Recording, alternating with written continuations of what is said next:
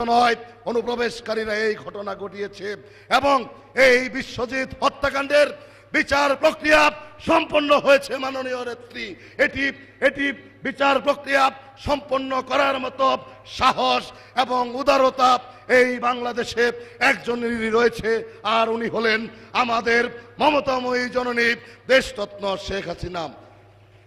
মাননীয় নেত্রী 1948 সালের 4 জানুয়ারি থেকে আজ অবধি পর্যন্ত এই দেশের সকল গণতান্ত্রিক আন্দোলনে নেতৃত্ব দিয়েছে বাংলাদেশ ছাত্রলীগ। এই দেশের গণতন্ত্র যতবার মুখ থুবড়ে পড়েছে, এই দেশের গণতন্ত্রকে নিয়ে যতবার ষড়যন্ত্র হয়েছে, মুক্তিযুদ্ধের সপক্ষের শক্তিকে নিয়ে যতবার ষড়যন্ত্র হয়েছে, ততবারই রাজপথে দুর্বার আন্দোলন গড়ে তুলেছে বাংলাদেশ ছাত্রলীগ। সংগ্রামী সাথী বন্ধুরা আমার, পিতা মুজিব জীবিত অবস্থায় পিতা মুজিবের ভ্যানগার্ড হিসেবে পিতা মুজিবের চলার পথ প্রশস্ত রাখত বাংলাদেশ ছাত্রলীগ। পিতা মুজিবের অবর্তমানে পিতা মুজিবের কাজ সমাপ্ত করার লক্ষ্যে আপনার যে নিরলস পরিশ্রম, আপনার চলার পথ বাংলাদেশ ছাত্রলীগের সাবেক এবং বর্তমান নেতৃবৃন্দরা মসৃণ রাখার চেষ্টায় আমরা সব সময় লিপ্ত থেকেছি। কিন্তু মাননীয় নেত্রী, বাংলাদেশ ছাত্রলীগের একমাত্র অভিভাবক হচ্ছেন আপনি। বাংলাদেশ ছাত্রলীগকে একমাত্র আপনিই দেখভাল করে থাকেন, আমাদের কেউ নেই। মাননীয় নেত্রী, এটি শুধু কেন্দ্র নয়, এটি একটি জেলারও চিত্র। মাননীয় নেত্রী, ছাত্রলীগ অনেক নির্যাতনের শিকার, বিশদ বিবরণে যাব না। মাননীয় নেত্রী, আমরা কিছু কলম সন্ত্রাসেরও শিকার। মাননীয় নেত্রী, আমাদের কোনো দুঃখ নেই। মাননীয় নেত্রী, আমরা জানি বাংলাদেশ ছাত্রলীগকে ওই কলম সন্ত্রাসের মাধ্যমে বিতর্কিত করতে পারলেই আপনাকে মানসিকভাবে দুর্বল করা সম্ভব, আর আপনাকে মানসিকভাবে দুর্বল করতে পারলেই ওই স্বাধীনতা বিরোধীদের লক্ষ্য এবং উদ্দেশ্য এই বাংলাদেশে বাস্তবায়ন করা সম্ভব। মাননীয় নেত্রী, আমরা শতভাগ সফল হইনি। আজকে এই কমিটির যতটুকু সফলতা রয়েছে তা দিয়ে দিলাম বাংলাদেশের তৃণমূল পর্যায়ের নেতাকর্মীদের, আর যতটুকু ব্যর্থতা রয়েছে আমরা দুই ভাই মাথা পেতে নিলাম। মাননীয় নেত্রী, অনেক কথাই বলতে মনে চায়।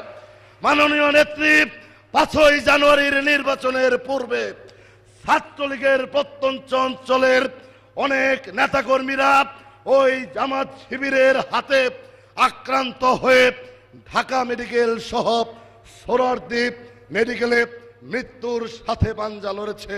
মাননীয় নেত্রী, আপনি জানেন যুদ্ধাপরাধীদের বিচার প্রক্রিয়া নিশ্চিত করার লক্ষ্যে আমরা সাধারণ ছাত্রছাত্রীদের সাথে নিয়ে দুর্বার আন্দোলন গড়ে তুলেছিলাম, এবং সেই আন্দোলন গড়ে তুলতে গিয়ে আমাদের প্রকৌশল বিশ্ববিদ্যালয়ের দ্বীপ, সাতক্ষীরার মামুন সহ বাংলাদেশ ছাত্রলীগের 10 জন নেতাকর্মীকে হত্যা করেছে।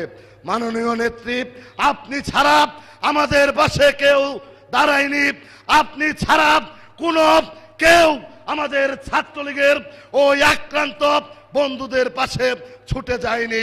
মাননীয় নেত্রী, ছাত্রলীগের সমালোচনা করার অধিকার সবার রয়েছে।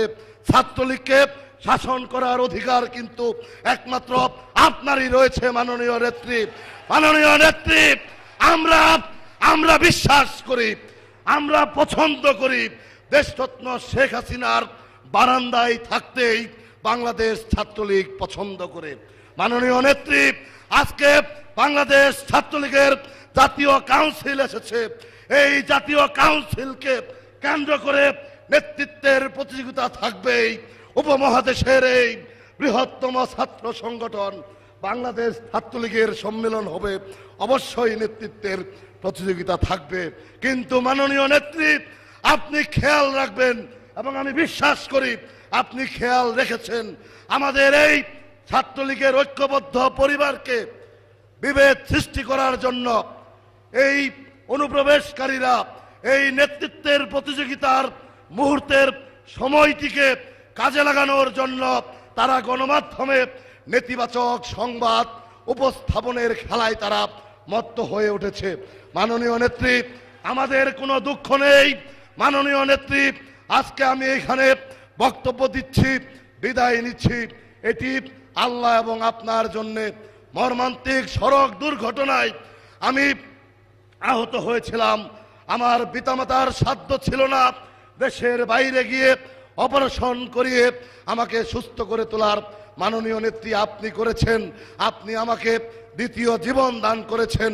মাননীয় নেত্রী, ছাত্রলীগকে নিয়ে যখন নেতিবাচক প্রচারণা, সবাই যখন ছাত্রলীগের বিরুদ্ধে কথা বলেছে, ছাত্রলীগকে প্রশ্নবিদ্ধ করার চেষ্টা করেছে, মাননীয় নেত্রী, আপনি আমাদের সাহস জুগিয়েছেন, আপনি আমাদের পাশে থেকেছেন। মাননীয় নেত্রী, আপনার কারণেই আজকে সুন্দরভাবে, সফলভাবে আমরা দায়িত্ব হস্তান্তর করতে পারছি। এর চাইতে আনন্দের এবং এর চাইতে সফলতার আর কোনো কিছু মানুষের জীবনে থাকতে পারে না। মাননীয় নেত্রী, আজকের সম্মেলনে আপনি গুরুত্বপূর্ণ বক্তব্য রাখবেন। আমরা এই 4 বছর চলার পথে আপনার সাথে যদি কোনো ভুল করে থাকি, আল্লাহর ওয়াস্তে মাননীয় নেত্রী আপনি আমাদেরকে ক্ষমা করে দেবেন। পরিশেষে টেকনাফ থেকে তেতুলিয়া, রূপসা থেকে পাথরিয়া ছাত্রলীগের লক্ষ লক্ষ তৃণমূল পর্যায়ের নেতাকর্মীদের সাথে দায়িত্ব পালন করতে গিয়ে অনেক সময় বাজে ব্যবহার করেছি, কটূক্তি করেছি, ধমক দিয়ে কথা বলেছি। আমি আমার ব্যক্তিগত কোনো স্বার্থে আপনাদের সাথে কখনোই খারাপ ব্যবহার করিনি। সংগঠনকে গতিশীল করার জন্য এবং সুশৃঙ্খল রাখার জন্যই আপনাদের সাথে হয়তোবা ভুল বোঝাবুঝির হয়েছে। আপনারাও আমাদেরকে মাফ করে দেবেন। মাননীয় নেত্রী, বেশি কিছু বলার নাই। ছাত্রলীগ ইয়াতিমদের ছাত্র সংগঠন। মাননীয় নেত্রী, ছাত্রলীগ পলিটিক্যালি ইয়াতিম। মাননীয় নেত্রী, ছাত্রলীগের সারা বছর কেউ কোনো খোঁজ রাখে না। মাননীয় নেত্রী, আপনি ছাড়া কেউ কোনো খোঁজ রাখে না।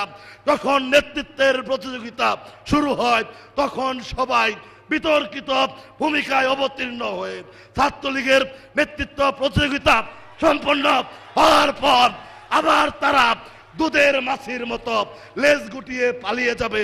মাননীয় নেত্রী, গত সম্মেলনে বাংলাদেশ আওয়ামী লীগের সাধারণ সম্পাদক বক্তব্য রেখেছিলেন। তার বক্তব্য আমার স্পষ্ট মনে আছে। আমি সেই সময় সহ সম্পাদক ছিলাম, আর আজ সাধারণ সম্পাদক। আশরাফ ভাইয়ের বক্তব্যে, সম্পূর্ণ বক্তব্যের পর তিনি একটি কথা বলেছিলেন, আমি সেটা মনে রেখেছি এবং সারা জীবন মনে রাখব। তিনি বলেছিলেন, তার শেষ কথা, ছাত্রলীগের অনেক প্রশংসা করেছিলেন, 111 ছাত্রলীগের অবদানের কথা বলেছিলেন, বিশেষ করে ঢাকা বিশ্ববিদ্যালয়ের কথা বলেছিলেন। তিনি একটি বাক্য শেষে বলেছিলেন, তিনি শেষে একটি বাক্য বলেছিলেন, ছাত্রলীগ থেকে যেমন বীর সেনানীর জন্ম হয়, তেমনি আবার বিশ্বাসঘাতকেরও জন্ম হয়। মাননীয় নেত্রী, জীবনে আর কোনো কিছু চাই না। অনেক দিয়েছেন। আপনার ছাত্রলীগের নেতাকর্মীরা দুহাত ঢেলে প্রাণ থেকে উজাড় করে আমাদেরকে ভালোবেসেছে। আশরাফ ভাইয়ের কথাটি সেই সম্মেলনে শোনার পরেই, তখনও আমি কোনো প্রার্থী ছিলাম না, আমি মনে মনে প্রতিজ্ঞা করেছিলাম, আল্লাহ, আমি যদি এই সংগঠনের সাধারণ সম্পাদক হতে পারি, আশরাফ ভাইয়ের প্রথম কথাটুকুই যেন সত্য হয়। আমি মরার আগ পর্যন্ত যেন ওই দ্বিতীয় কথাটি সত্যি না হয়, এই আদর্শটি নিয়েই চলার চেষ্টা করেছি। মাননীয় নেত্রী, অনেক জায়গায় কমিটি করতে গিয়ে আঞ্চলিক স্থানীয় আওয়ামী লীগ নেতৃবৃন্দের সাথে মনোমালিন্য হয়েছে। তাদের সকলের কথা আমরা রাখতে পারিনি। মাননীয় নেত্রী, তাদের কাছ থেকেও ক্ষমা চেয়ে নিচ্ছি। মাননীয় নেত্রী, আর কিছু বলার নাই। ছাত্রলীগের ভাইয়েরা, বন্ধুরা, আর কিছু বলার নাই। শুধু বলে যাই, রিক্ত আমি, সিক্ত আমি, দেওয়ার কিছু নাই, আছে শুধু ভালোবাসা, দিয়েও গেলাম তাই। জয় বাংলা, জয় বঙ্গবন্ধু। সংগ্রামী সাথী ও বন্ধুরা আমার, এই পর্যায়ে আজকের এই সম্মেলনে বক্তব্য রাখবেন বাংলাদেশ ছাত্রলীগের